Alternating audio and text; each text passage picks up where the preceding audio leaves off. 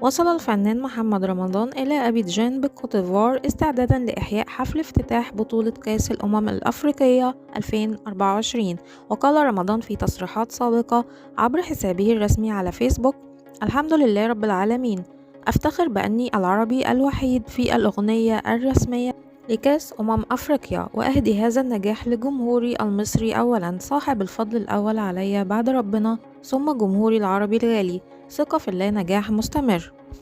وتنطلق البطولة في كوتيفوار 13 يناير 2024 وتستمر حتى 11 فبراير 2024.